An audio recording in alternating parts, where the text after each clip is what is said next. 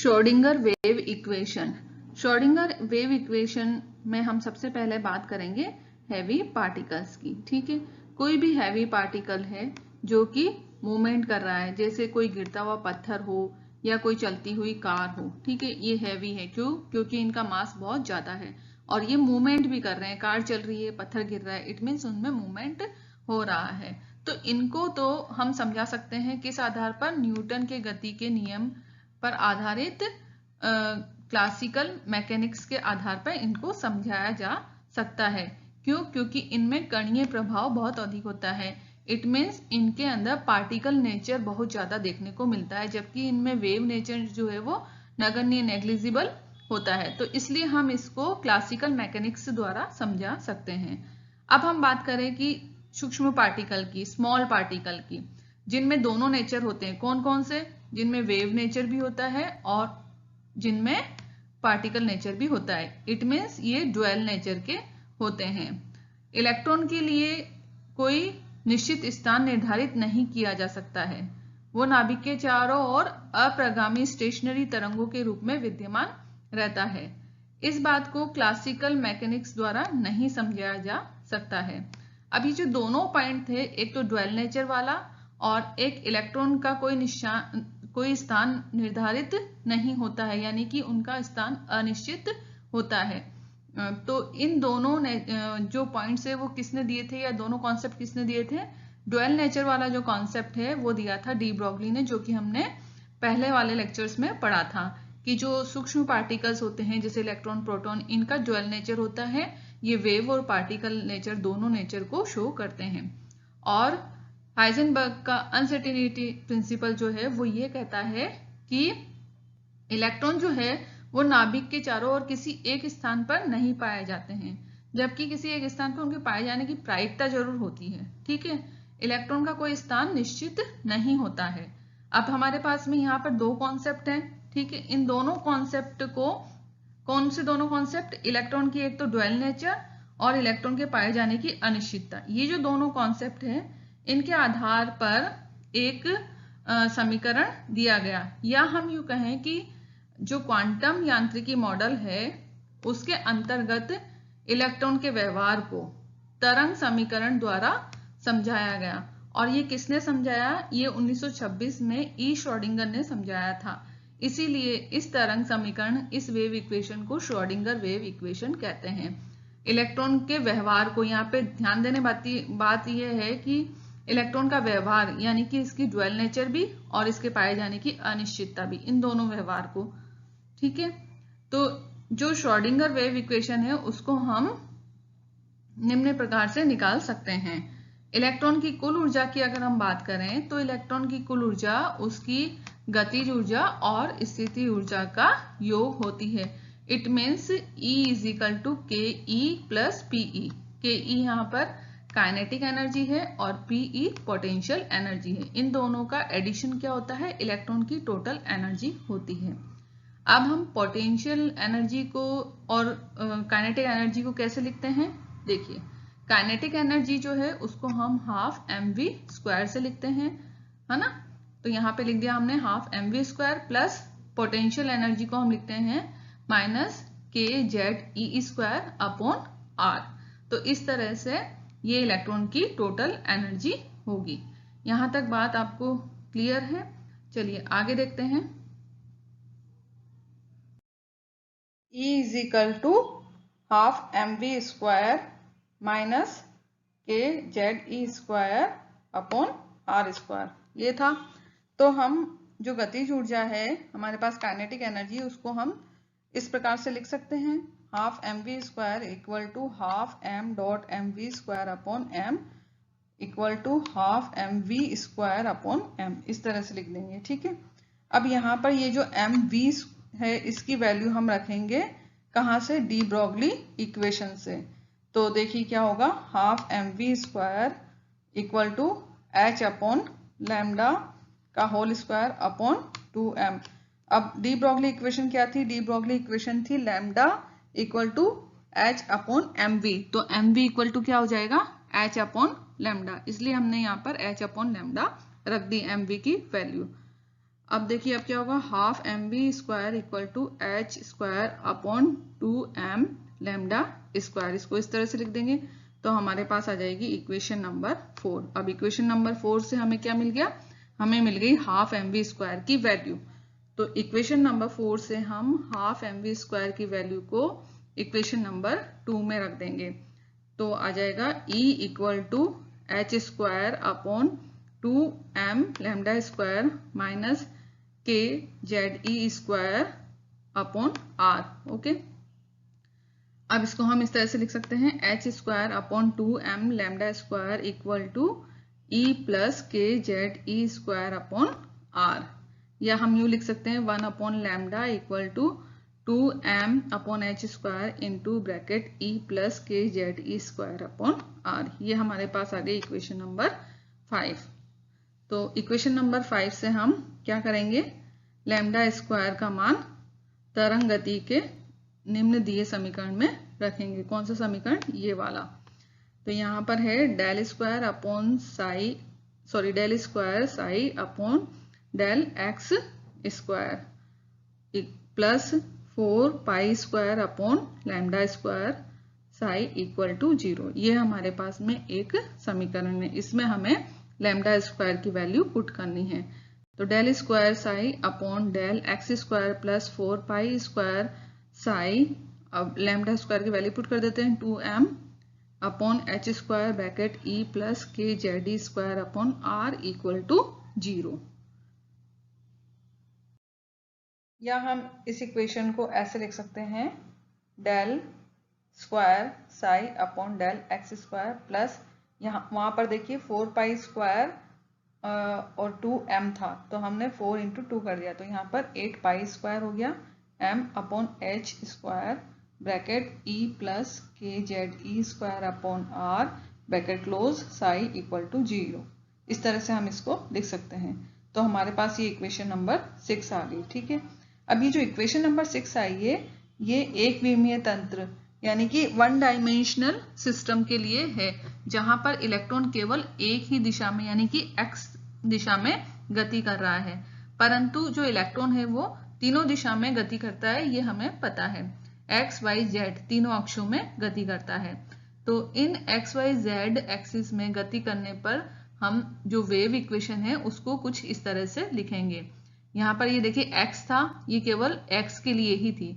अब यहाँ पर हमारे पास y और z भी है तो हम इसको यहाँ पर y और z भी लिखेंगे। तो ये पूरी इक्वेशन इस तरह से होगी psi square del square psi upon del x square plus del square psi upon del y square plus del square psi upon del z square plus 8 pi square m upon H square, इसको हमने as it is लिख दिया। Okay, फिर है bracket E plus के Z E square upon are, ये भी हमने एज इट इज लिख दिया है। देखिए साई इक्वल टू 0।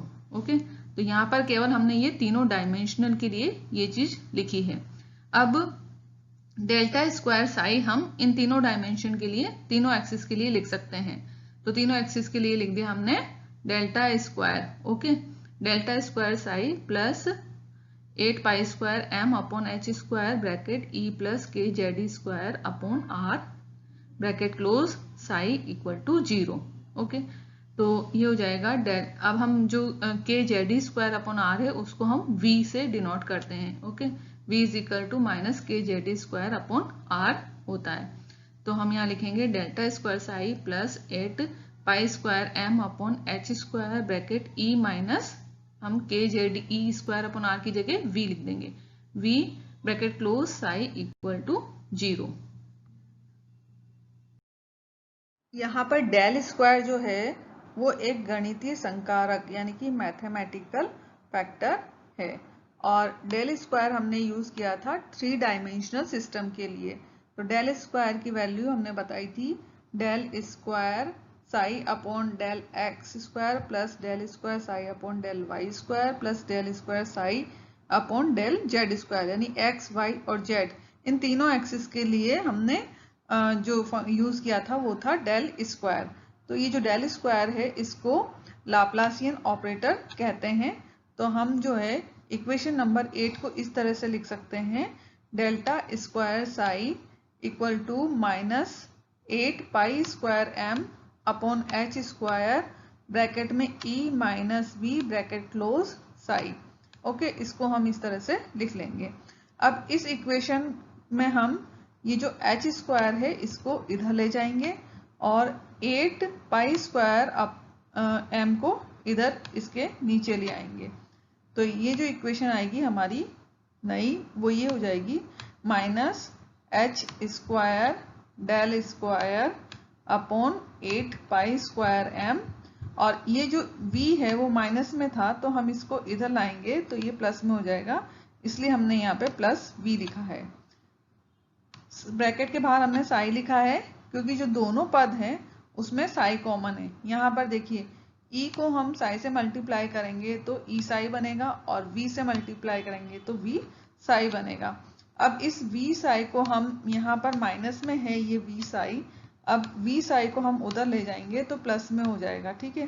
और ये साई प्लस v के साथ में भी है और ये साई जो है वो यहाँ डेल्टा के साथ में भी है, तो साई कॉमन हो गया इसलिए हमने इस साई को बाहर निकाल लिया, इक्वल टू e साई हो जाएगा।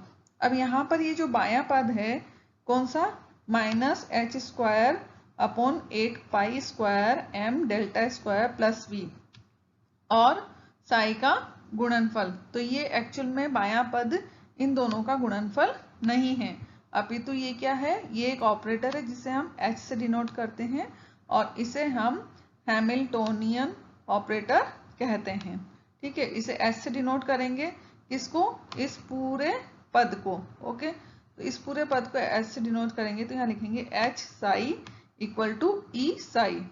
अब हैमिल्टोनियन ऑपरेटर तरंग फलन साई पर इस प्रकार संकारित होता है कि प्राप्त परिणाम को उस तरंग फलन एवं एक संख्यात्मक मान e के गुणनफल के रूप में लिखा जाता है। यानी कि h को हम कैसे लिखते हैं, h साई को हम लिखते हैं h psi equal to e psi. Okay, तो यहाँ पे साई क्या है, एक वेव फलन है और इस वेव फलन को कहते हैं आइगेन फंक्शन। ओके, और इससे संबंधित जो संख्यात्मक मान है e उसको कहते हैं आइगेन वैल्यू। तो यहाँ तक आपको चीज क्लियर हो गई। चलिए नेक्स्ट चलते हैं। श्रोडिंगर वेव इक्वेशन को हम एक इलेक्ट्रॉन तंत्र जैसे हाइड्रोजन जिसके अंदर केवल एक इलेक्ट्रॉन होता हो इसके लिए सॉल्व करते हैं। तो इसके लिए सॉल्व करने पर हमें कई तरह के सॉल्यूशन प्राप्त होते हैं। प्रत्येक अनुमत हल यानी कि प्रत्येक सॉल्यूशन या वेव फंक्शन जो होता है एक निश्चित ऊर्जा अवस्था से संबंधित होता है जिसे हम ऑर्बिटल कहते हैं। प्रत्येक ऑर्बिटल में 3 क्वांटम नंबर्स होते हैं, मुख्य क्वांटम नंबर यानी प्रिंसिपल क्वांटम नंबर, नेक्स्ट होता है एजिमुथल क्वांटम नंबर और तीसरा होता है मैग्नेटिक क्वांटम नंबर। इनका समुच्चय इन ऑर्बिटल्स में होता है। तो प्रत्येक n, l और m सेट के लिए प्राप्त हल को आइगेन फलन कहते हैं जो हाइड्रोजन परमाणु के कक्षक को दर्शाता है। अब किसी भी वेव फलन को पूर्ण रूप से यानी कंप्लीट सोल्व करने के लिए सबसे पहले हमें x, y, z जो कि कार्टियस कोऑर्डिनेट्स होते हैं इनको हटाना होगा और इनकी जगह हमें पोलर कोऑर्डिनेट्स लेने होंगे r, थीटा और फाई। तो x, y, z को जो है हमें r, थीटा, फाई यानी कि कार्टियस कोऑर्डिनेट को पोलर कोऑर्डिनेट्स में चेंज करना होगा, क्योंकि जो कार्टियस कोऑर्डिनेट्स होते हैं उनमें अगर हम श्रोडिंगर वेव इक्वेशन को सॉल्व करेंगे तो वो बहुत ही कॉम्प्लिकेटेड होता है। नाभिक के चारों ओर इलेक्ट्रॉन एक गोलाकार सममिति तंत्र स्फेरिकली सिमेट्रिकल सिस्टम है, ठीक है। कौन, इलेक्ट्रॉन किसके चारों ओर, नाभिक के चारों ओर। r, थीटा तथा फाई इलेक्ट्रॉन की स्थिति बतलाने वाले चर हैं। यानी कि ये जो r है और ये थीटा है और ये फाई है ये इस चीज को बताते हैं कि इलेक्ट्रॉन जो है वो कहाँ है, इलेक्ट्रॉन की पोजीशन क्या है। अब इस डायग्राम में हम समझते हैं। देखिए डायग्राम में एक जो मूल बिंदु है वो है O, ठीक है, ये ओरिजिन पॉइंट है। अब इस बिंदु से किसी बिंदु P पर, ठीक है। P की जो दूरी है वो होगी OP, जिसे रेडियस डिस्टेंस R द्वारा डिनोट करते हैं या रेडियस डिस्टेंस R कहते हैं, ठीक है। मूल बिंदु O से किसी बिंदु P की दूरी OP, जिसे रेडियस डिस्टेंस कहते हैं, को R OP द्वारा Z अक्ष के साथ बनाए गए कोण को थीटा तथा OP के XY तल से प्रोजेक्शन PQ का X अक्ष के साथ बने कोण को फाई से प्रदर्शित करते हैं। ये चीज समझ में आ गई। यहाँ पर देखिए ये ओरिजिन पॉइंट है और इससे जो दूरी है P बिंदु पर, ये दूरी जो है उसको रेडियल डिस्टेंस कहते हैं और OP द्वारा Z अक्ष के साथ बनाए गए कोण को थीटा।